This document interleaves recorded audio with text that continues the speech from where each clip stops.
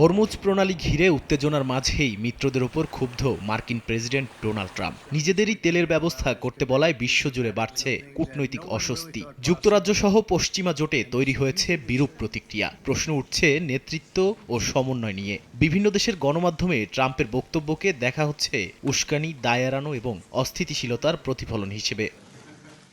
যুক্তরাজ্যের সংবাদ মাধ্যম মেট্রো বলছে, ট্রাম্পকে এমন নেতা হিসেবে দেখানো হয়েছে যিনি নিজে সংকট শুরু করে এখন দায়িত্ব মিত্রদের দিকে ঠেলে দিচ্ছেন। ডেইলি মেল বলছে, এই মন্তব্যে ব্রিটিশ প্রধানমন্ত্রী কিয়ার স্টারমার পরিকল্পনাহীন অবস্থায় পড়ে গেছেন। অন্যদিকে ডেইলি মিরর আরও সরাসরি ট্রাম্পকে নিয়ন্ত্রণহীন আখ্যা দিয়ে বলছে, ইরান বিরোধী তার বিশৃঙ্খল যুদ্ধই হরমুজ প্রণালী বন্ধের মূল কারণ।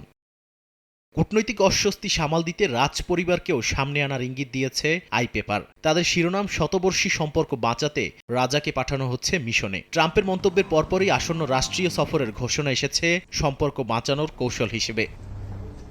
এদিকে দ্য গার্ডিয়ান বলছে, এটি সক্রিয় একটি ইউরোপীয় প্রতিরোধের ইঙ্গিত। তাদের রিপোর্ট অনুযায়ী ফ্রান্স ইসরায়েলি অস্ত্রবাহী বিমানকে আকাশপথ ব্যবহার করতে দেয়নি, আর ইতালি শেষ মুহূর্তে মার্কিন বোমারু বিমান অবতরণের অনুমতি প্রত্যাখ্যান করেছে। তাই বলা যায়, ইউরোপ সরাসরি সামরিক সহায়তা না দিয়ে নিজেদের অবস্থান স্পষ্ট করছে, যেটা ট্রাম্পের মন্তব্যের প্রতি নীরব প্রতিরোধ হিসেবেই দেখা হচ্ছে।